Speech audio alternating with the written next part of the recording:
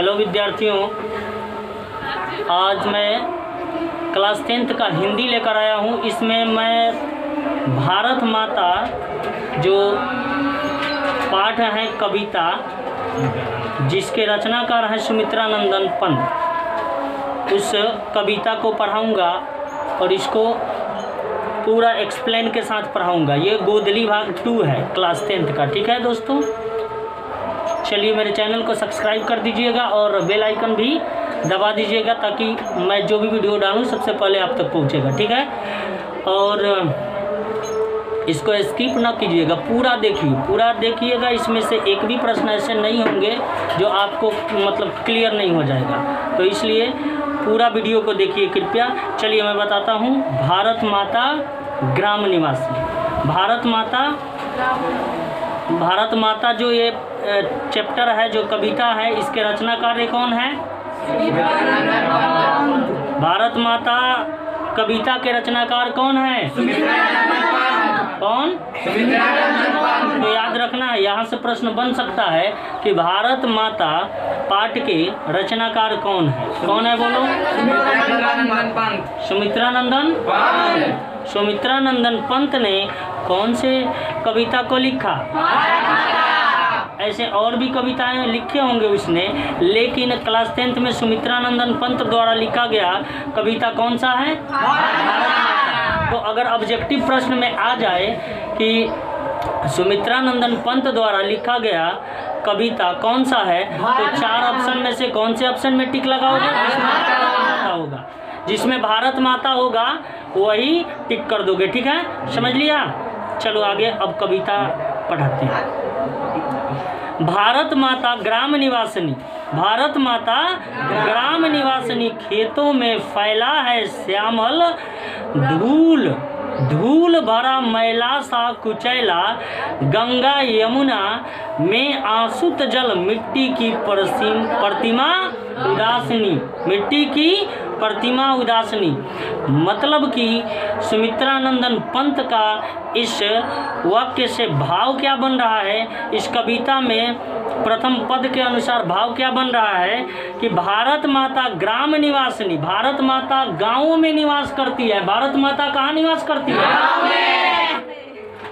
खेतों में फैला है श्यामल धूल भरा मैला सा आंचल, मतलब कि भारत माता खेतों में, खलिहानों में, ठीक है, वास्तविक रूप से इनका प्रतिमा देखने को मिलता है। इनका आंचल कहाँ? खेतों में मैला सा, श्यामल मतलब थोड़ा काला, ठीक है, और धूल भरा मैला सा आंचल, ठीक है, कहाँ देखने को मिलता है? गांव के खेतों और खलिहानों में भारत माता का आंचल कैसा होता है? धूल भरा मैला कुचैला सा आंचल होता है। और गंगा जमुना में आसुत जल, मिट्टी की प्रतिमा उदासिनी। और गंगा जमुना की मिट्टी जो होती है, यह गंगा जमुना की जल जो आसुत जल शुद्ध जल, आसुत जल किसको कहते हैं? शुद्ध जल को। तो गंगा जमुना का शुद्ध जल जब मिट्टी में मिलता है तो मिट्टी की प्रतिमा क्या कर देती है? उदासीन हो जाती है। मिट्टी की प्रतिमा कैसी हो जाती है? उदासीन हो जाती है। वास्तव में यहाँ से प्रश्न कोई बनने वाला है कि भारत माता कहाँ निवास करती है? कि भारत माता कहाँ निवास करती है? अरे तुम लोग काहे नहीं बोल रहे हो भाई? भारत माता कहाँ निवास करती है? गाँव। ठीक है, चलो आगे बढ़ते हैं। दैन्य जरित अपलक नत चितवन, अधरों में चीर नीरव रोदन, युग के तम से भीषण मन, वह अपने घर में ही प्रवासिनी। देखो, इसमें कवि का कहना है कि दैन्य जरित, इसका आशय क्या है दैन्य जड़ित मतलब दीनता से भरीपूर्ण, गरीबी से भरीपूर्ण, परिपूर्ण या भरा पूरा। ठीक है, दैन्य जड़ित, जड़ित मतलब क्या होता है? जुड़ा हुआ। किससे जुड़ा हुआ?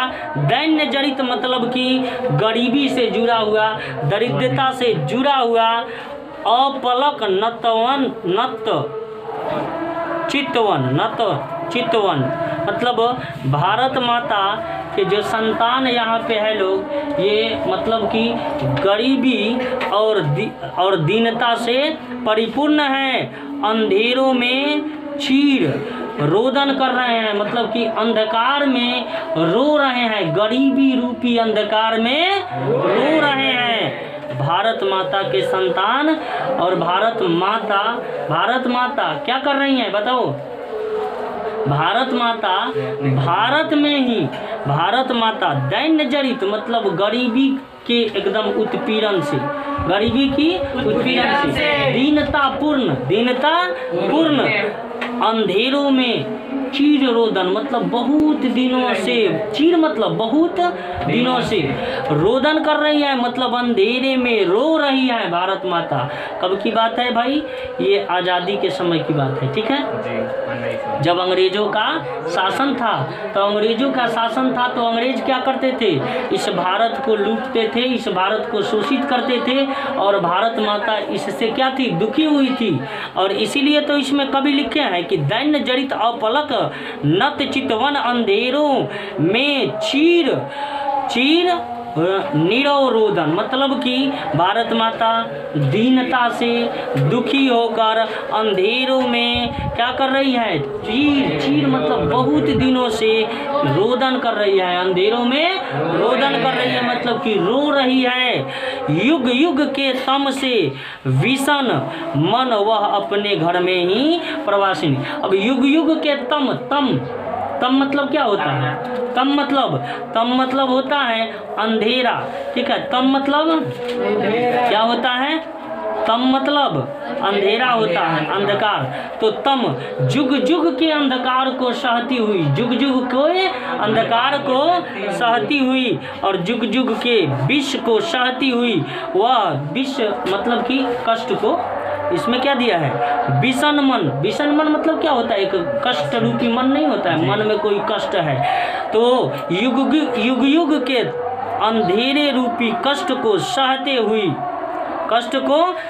हुई वह अपने ही घर में प्रवासीन बनी हुई है। भारत माता अपने ही घर में प्रवासीन बनी हुई है। इसका मतलब क्या कि अपने ही घर में प्रवासीन बनने का मतलब क्या कि घर मेरा ही है लेकिन उस पर शासन किसी और का चल रहा हो, तो अपने ही घर में प्रवासीन मतलब जैसे कि विदेशों में वास करने हम लोग आए हैं, ठीक उसी तरह जब अंग्रेजों का शासन था और तो उस टाइम क्या करता था लोग, चाहे जो भी विदेशी था लोग, वो लोग भारत पर अटैक किया हुआ था लोग, तो भारत को रौंदता था लोग, जिससे भारत माता दुखी हुई थी और युग युग के तम को सहती आ रही थी।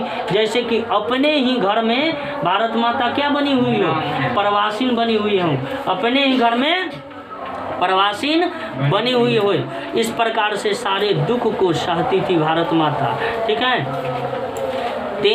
30 कोटि संतान नगन तन, 30 कोटि संतान नग्न तन, अर्ध क्षुदित शोभित निर्वस्त्र जन, मूढ़ असभ्य अशिक्षित निर्धन नतमस्तक। मतलब कि इससे कवि का कहना है कि 30 कोटि जनता, 30 कोटि भारत माँ के क्या संतान है। 30 कोटि उस समय भारत माँ के क्या थे? संतान थे। 30 कोटि मतलब कितना होता है?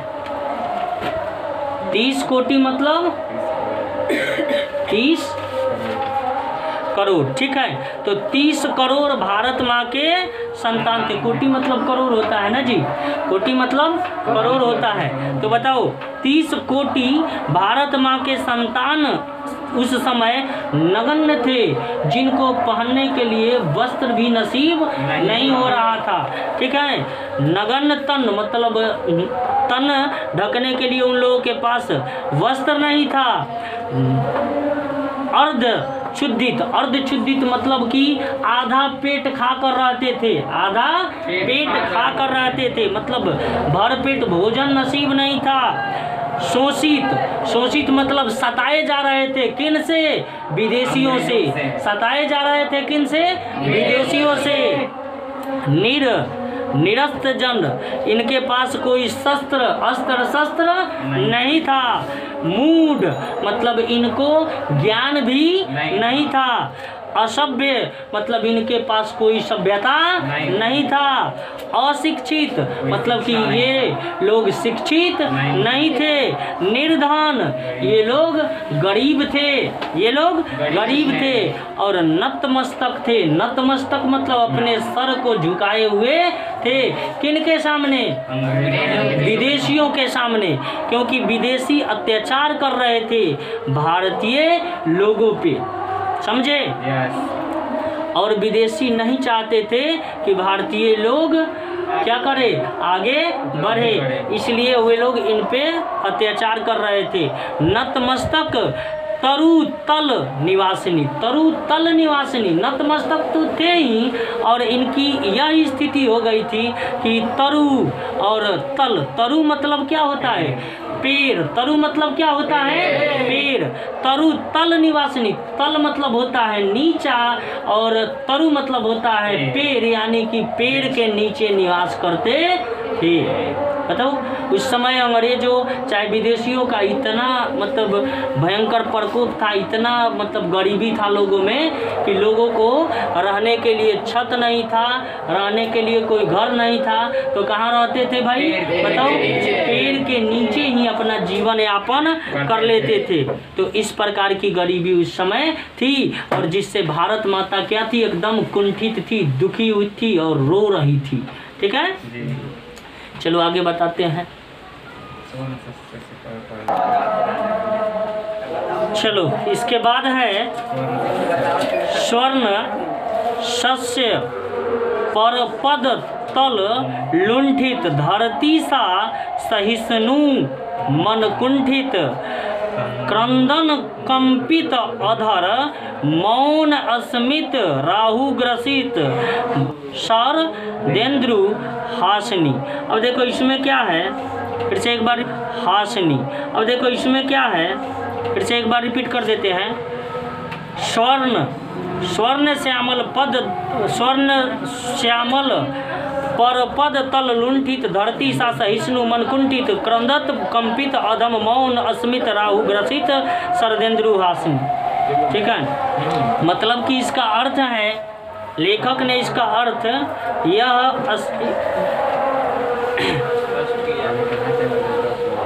इसका अर्थ यह होगा कि इसमें कवि का कहना है कि स्वर्ण श्यामल, स्वर्ण श्यामल मतलब भारत माता का स्वर्ण जैसा क्या है? पूरा पूरा जितना फसल दिखता है सभी क्या है? स्वर्ण जैसा। देखना, कोई भी फसल जब पकेगा ना तो सोने के जैसा दिखता है, पीला। गेहूँ देखना, गेहूँ पकेगा, गेहूँ पक गया तो एकदम कैसा दिखता है? एकदम सोने की तरह। दूर से देखोगे तो पूरा लगेगा कि पूरे खेत में सोना है खाली। ठीक है ना? तो कोई भी फसल जब पकता है तो वह स्वर्ण जैसा दिखता है, और स्वर्ण जैसा दिखता है। और इस प्रकार के पद तल लुंठित मतलब स्वर्ण जैसा दिखता है, धरती सा सहिष्णु मन कुंठित, और धरती माता का मन क्या हुआ है? यह सोने जैसी जो धरती माता है, और इसका भी मन क्या हो गया है? कुंठित हो गया है। कुंठित मतलब दुखी हो गया है, किनके कारण?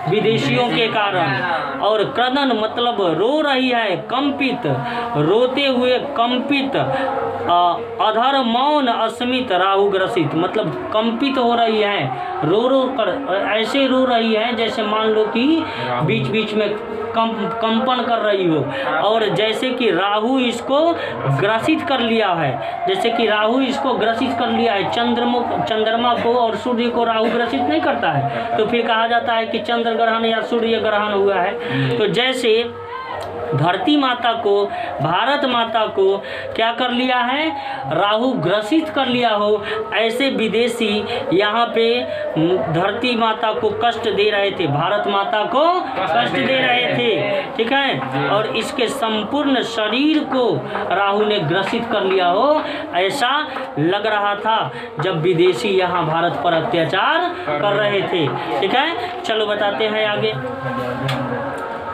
चिंतित भ्रिकुटी क्षितिज तिमिर रांकित, चिंतित भ्रिकुटी क्षितिज तिमिरांकिन, नमित नयन नभ वाछादित, आनन श्री छाया शशि उपमित, ज्ञान मूड गीता प्रकाशनी।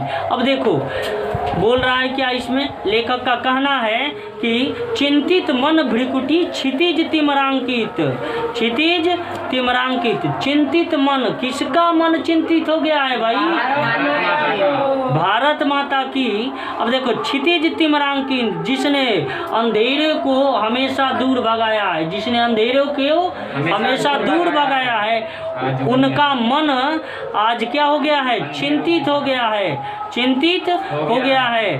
और नमित नयन नभ वाष्पो छादित, नमित नयन नभ वाष्पो छादित, और इस चिंता के कारण, इस दुख के कारण भारत माता के नयन से, नयन मतलब आँख से, नमित आँख से आंसू निकल रहे हैं, आँख नमित हो गए हैं, जल आंसू से भीग गए हैं। और जैसे कि ये वाष्प बनकर पूरा नभ को, नभ मतलब पूरे आकाश को छा रहा हो, आकाश को छा रहा हो, वाष्पित कर रहा हो, वाष्प बन के आकाश में उड़ रहा हो।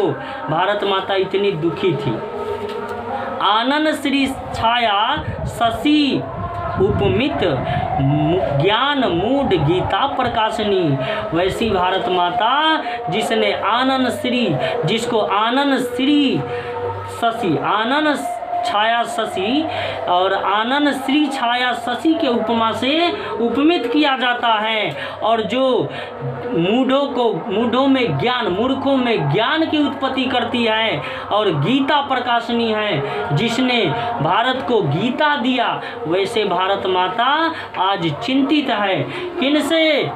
विदेशियों से। क्योंकि विदेशी क्या करते थे, इनके 30 कोटि संतान को बोलो शोषित कर रहे थे, और भारत माता के इस पावन धरती को बुरी तरह से रौंद रहे थे। इसलिए भारत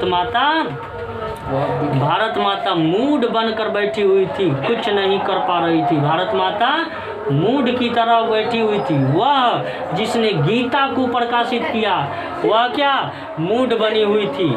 चलो आगे बताते हैं।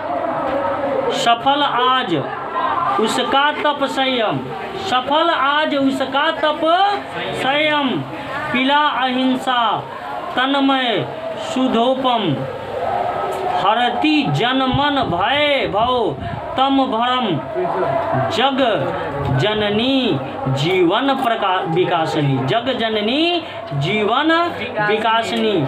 और वही उसी भारत माता का तप संयम, उसने जो तप संयम रखा, जो अपने आप में एक आत्मविश्वास रखा कि एक दिन ना एक दिन मुझे सफलता मिलेगा, और मैं और मेरे 30 कोटि संतान आज़ाद हो जाएंगे। तो यह एक दिन क्या हुआ, यह तप संयम सफल हो गया। और कैसे सफल हुआ, ये सत्य अहिंसा, अहिंसा के मार्ग पर चलकर सफल हो गया। बिना हिंसा किए हुए, बिना किसी को मारे हुए, अहिंसा का ये अस्तन्य शुद्धोपम, अहिंसा के शुद्धोपम मतलब शुद्ध उपाय से, अहिंसा नामक उपाय से, अहिंसा नामक अमृत को पीकर, और तब फिर क्या हुआ, सफलता मिला। और हरती जन मन भय, और ये क्या अहिंसा क्या कर ली, जन मन और भय को हर लिया। भव तप तम, भव तम और और भ्रम को भी दूर किया, और जग जननी मतलब इस जग जननी माता भारत माता को, ठीक है, जग जननी माँ भारत की, ठीक है, भारत माता जो हैं इनकी, ठीक है, और इनके जीवन और इनके संतानों का विकास इस माध्यम से हो गया, और उसके बाद भारतवासी आज़ाद हो गए। समझा? तो तप संयम, इससे क्या ज्ञान मिला कि अगर धैर्य बनाए रखोगे, संयम बनाए रखोगे, विश्वास रहेगा तो सफलता तुमको अवश्य मिलेगा। बात समझे? तो यही था आज का कविता, जो कि आपको 20 मिनट के वीडियो में प्रोवाइड हो गया। आप इस वीडियो को देख सकते हैं, लगातार देखिए और अच्छे से समझिए। मैं इनके प्रश्न को भी कराऊंगा नेक्स्ट वीडियो में। तो आज के लिए इतना ही, मिलते हैं ब्रेक के बाद। धन्यवाद।